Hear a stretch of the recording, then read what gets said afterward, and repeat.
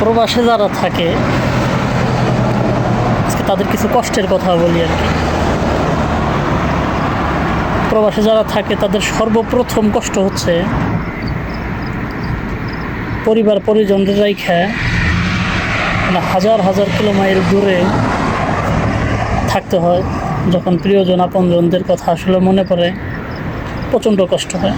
এটা একমাত্র যারা প্রবাসে থাকে তারা বলতে পারবো, তারা বুঝতে পারবে। দেশে যারা আছে এটা আসলে তাদের পক্ষে 100 ভাগের ভিতরে 10 ভাগও মানে তারা বুঝতে পারবে না, এটা তাদের পক্ষে সম্ভব না। আর দ্বিতীয়ত কষ্ট হইল প্রবাসে আসার পরে 4 লাখ 5 লাখ 6 লাখ যে যাই কিছু টাকা পয়সা খরচ করুক, সাধারণত মিডল ইস্টে যারা থাকে 4 5 6 7 লাখ যাই লাগুক। আসলে আমরা যারা মোটামুটি বিদেশ আসি আমরা কিছু সংখ্যক লোক হচ্ছে আপনার মধ্যবিত্ত, আর কিছু সংখ্যক লোক হচ্ছে আপনার নিম্নবিত্ত। তো মধ্যবিত্ত নিম্নবিত্ত আমরা যারাই থাকি না কেন আসলে 5-7 লক্ষ টাকা আমাদের কারোরই কিন্তু ক্যাশ টাকা থাকে না। এই টাকাগুলো আমাদেরকে ঋণ ধার করে জমি বর্গা রেখে মানুষের কাছ থেকে টাকা সুদে নিয়ে তারপর দ্বারা আমাদেরকে এই প্রবাসে আসতে হয়। আমরা এত টাকা কষ্ট করে খরচা করে এই দূরপ্রবাসে আসি, যদি আমাদের কাজ না থাকে এর চাইতে কষ্টর কোনো শেষ নাই। এটা হচ্ছে মানে প্রথমটা হচ্ছে আপনার পরিবার পরিজনদের রাইখে আপনার কষ্ট, আর এটা হচ্ছে আপনার 2 নাম্বার কষ্ট।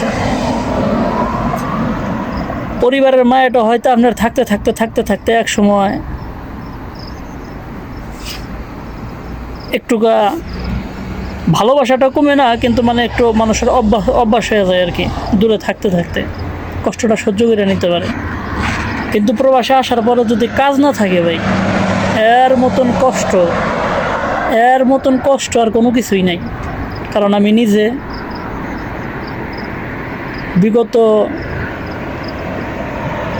প্রায় 47 দিন 48 দিন যাবৎ বসা, আমি এই 47-48 দিনের ভিতরেই মোটামুটি আমি একটা জিনিস বুঝতে পারছি যে প্রবাস জীবনে আসলে কাজ না থাকলে কত কষ্ট। পকেটে টাকা থাকে না, পরিবারের প্রেশার থাকে, মানুষের ধার না করে আসলে পরে পারিবারিকভাবে মনে করেন যে সেটার উপরে একটা প্রেশার থাকে। যে এই যে মানুষের ভিতরে একটা ডিপ্রেশন, মানুষের ভিতরে একটা চিন্তা, মানুষরা আসলে আস্তে আস্তে আস্তে আস্তে করে খায় ফেলা। তো মিডল ইস্টে বর্তমান যে পরিস্থিতি, বর্তমান যে অবস্থা, বিশেষ করে আমি সৌদি আরবে থাকি, আমি সৌদি আরবের কথা বলতে পারি। সৌদি আরবে যারাই আসেন ভাই,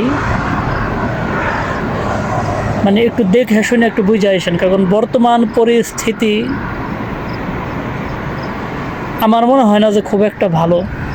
কারণ যে পরিমাণ লোক সৌদি আরবে আছে, যে পরিমাণ কাজের প্রয়োজন সৌদি আরবে, ওই পরিমাণ কাজ সৌদি আরবে এখন বর্তমান নাই। আমি মোটামুটি আমার ফ্রেন্ড সার্কেলের ভিতরে যে সমস্ত লোকজন আছে, যাদের সাথে আলাপ আলোচনা করি, তারা অধিকাংশ মানুষই বলে যে বর্তমান কাজের পরিস্থিতি খুবই খারাপ। এর ভিতরে অনেকেই বসা, কাজ কাম নাই, বাড়ির থেকে টাকা পয়সা না খাইতেছে, অনেকেই নতুন আসছে, বাড়িতে ধার দেনা আছে, এগুলার মনে করেন দেন এই পারিবারিকভাবে একটা চাপে আছে। সব কিছু মিলিয়ে যারাই আসেন ভালো, আমি বলবো না যে আপনারা আইসেন না, আসলে বড় ভালো একটা কোম্পানি দেখে সব কিছু বুঝে শুনে, মানে দালালের খপ্পরে বইরে মানে হুট করে কোনো একটা ডিসিশন নেবেন না। যা কিছু করবেন চিন্তা ভাবনা করে বলবেন। কারণ ওই যে আমি প্রথমে একটা কথা বলছি, আমরা হচ্ছে মধ্যবিত্ত ফ্যামিলির মানুষ, নিম্নবিত্ত ফ্যামিলির মানুষ। আমাদের একটা স্টেপ যদি ভুল হয়ে যায় তাহলে কিন্তু আমাদের লাইফ একদম পুরা বরবাদ।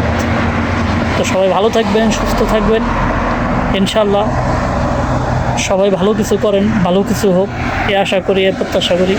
আল্লাহ হাফেজ।